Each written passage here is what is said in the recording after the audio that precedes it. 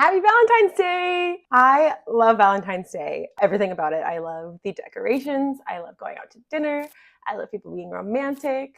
I love sending my friends like Valentines. I just love everything about Valentine's Day, like even down to the pink. If you love Valentines or hate Valentines, I'm going to get ready for the day and walk you through what I did for Valentine's this year. So, yeah.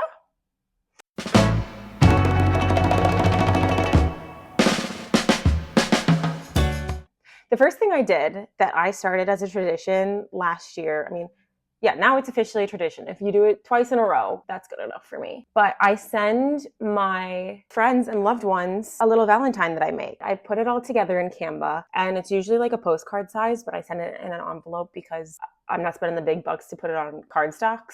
Sorry, everybody. And then make it like a frame so I can put everybody's photo into the design that I make. So it's like really personalized and everybody gets like a photo of themselves with me from the year, which is fun. So yeah, I go into Canva, I make a little postcard with the frame, I plop everybody's photo into it, and I send it on off. And I'm always asking my friends, like, what's your address? And they're like, well, what do you mean? What are you going to send me? I'm like, you can't ask that. Like, people know that when you say, what's your address? Like, something's coming. Like, you don't ask.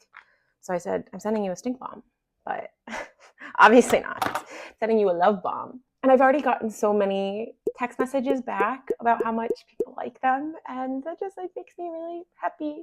And I love snail mail, as the card says. These are like what they look like. But in the corner right here, it says things I'm grateful for: good friends, chocolate candy, fresh roses, snail mail. Aww. Like, that's kind of cute. And then it says you're my Valentine. And then I just have like cute little stickers and stuff. So I love these, and I think it's really fun to make and like send out to everybody, and everybody just reaching out, and I get to ask them what they did for Valentine's Day and I don't know, connect. So that was the first thing that I did for Valentine's Day, and I think I'm gonna do like forever. And then the big thing is I like really haven't had a like romantic Valentine's Day. I think like maybe once or twice. Like once was in like high school. So I did have a romantic Valentine's Day this year, and we went to Lake Geneva, a little getaway. Oh, something else I did do quick before I get into the romance is my friends and I did a Valentine's Day dinner, and it was at Abba, and I just like will not go there again. I'm sorry, Abba, but like they always set us outside in the middle of winter. Like there's heaters and stuff. We were like next to the waiters area. Like this is a group of like beautiful girls out on the town on like a Saturday night. Like, you're not gonna put us in the corner. So I'm not going back there. This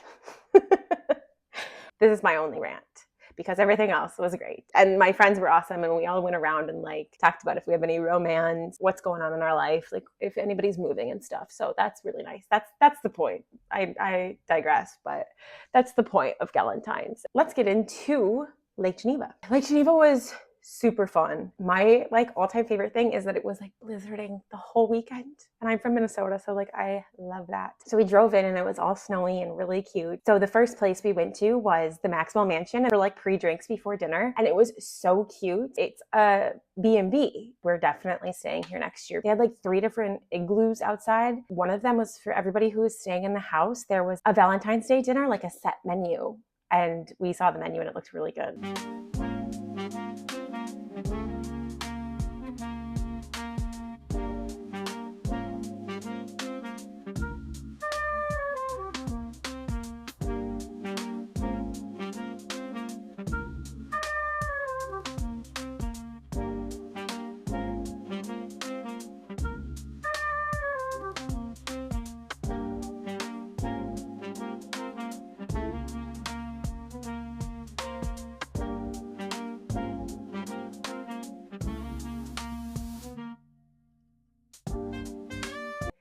There was also this like magician there. He was like, yeah, I'm usually in Vegas. This last year I was on the TV show Penn and Teller Fool Us, which films in Las Vegas. Ooh. They've got like the biggest stage in Vegas. It was fun, it was a blast, don't get me wrong, but everyone was like, oh, are you gonna go to Vegas now? I'm like, oh, he also said, yeah, I'm a magician, a mind reader. Don't worry, I'm not doing it right now. I was like, okay. But that'd be really fun to go to. Place was super cute for photos. It was like very old-timey and like decorated really well. Like it's still like kitschy dollar store stuff, but I feel like Valentine's Day is supposed to be kitschy. So that was really cute and I took some good pics.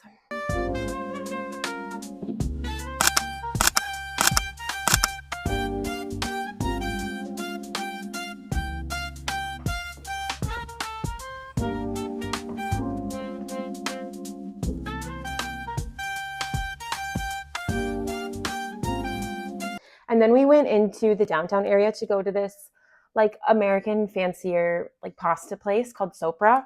And it was really good. The food in Chicago is amazing, so nothing can compare. But it was good. I liked what I got and it was really cute. Does everyone believe that if you put the foam in your cup instead of pouring it the correct way, that means that the foam will be in the cup versus in your stomach? I say that. If you pour the cup like this, just straight down, and you release all the foam, that foam is not going to happen in your stomach. Because what man said that? Because John Tapper said that. Because I always tell him to tilt his cup so you don't get this huge thing of foam. Well, it's not going in my stomach. So. And then we went back to Maxwell Mansion just because we liked it so much. And because there is a speakeasy downstairs. That was really cool. I was trying to be a little vlogger down there and just spilling my shit everywhere. And like looking directly at the camera. So, of course.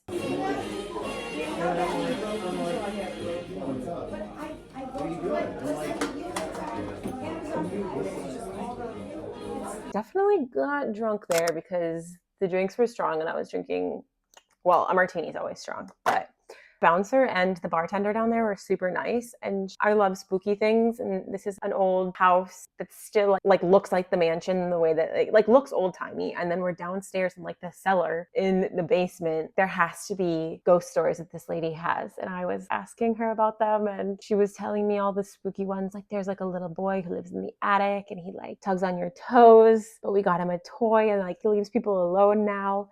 And there's this lady who looks after the boy, and her name's Bloody Mary. And I'm like, I love it. Even if you're making all this up on the spot, I love it. And yeah, we got really drunk. In this night of starry sky, my baby told me with a sigh, saying words that came across as a doubt. I reassured that every day my love is strong and gently placed in your heart. Is shown I can't live without. Every mountain, every sea can never stray a bird in me, no matter the state of space and time. Keep us close and keep us dear, not just today, but every year. Okay, that's not going anywhere. I got really drunk. So when we were back in the parking lot, I was like, do you remember making faces in the cars with the snow? I don't even remember that. I don't know what I was talking about. There's evidence of me being drunk while John flushes the toilet in the background, so that's cute. And then you have to get a hangover breakfast. This Simple Cafe was really good. I would go back there like a million times. I got the breakfast hash, really random, but really good when I was hungover because it was just really salty. And John got the breakfast burrito. We stopped by the Joni's Cafe. It's like a 1950s diner. They're making milkshakes at like 9:30 in the morning. I took this video of us driving back from breakfast and we stayed at the Harbor Shores, and that is Baker House that we never went to, but it would be really cool. I think it's the same thing as Maxwell Mansion, but it didn't stay open late. So I think it's more of a like cafe daytime lunch place. And then of course we're in Wisconsin and it's a Saturday. You have to have a spot at camp. It's in my mind. But if you don't want my love, and if you want something more, say if you never wanted my love, let me know. John apparently says that it is a wedding venue, so that's kind of fun. I think this would be a cute little town to get married in.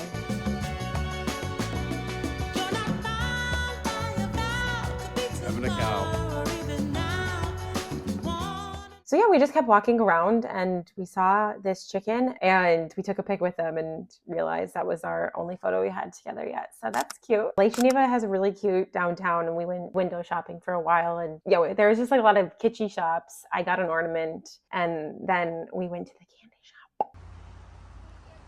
You're my something sweet. This place was incredible. Like I could have stayed in there for so long. And I was just saying like, wow, the whole time. Wow. Wow, this is sick, babe. How you all doing? Hi. What's going on? How's it going? Just kept saying, wow, cool, wow. This place is so cute. Ooh. Little tub. It's literally so much candy. Holy crap. Wow. Should I get some? Yeah, get some. Mini M&Ms? Or... I feel like you want something sweet and sour. Ooh. Oh, gummy sharks. Ooh. Look how big these are. Dang, those look so good. I like stuff like this. What did it say? Coca-Cola? Yeah. Why not? Try them out. Yeah, this place was incredible. There's a place like this up north in Minnesota that I used to go to all the time. The amount of little hands that are in those candy buckets is insane. I didn't do it this time, but I used to all the time. I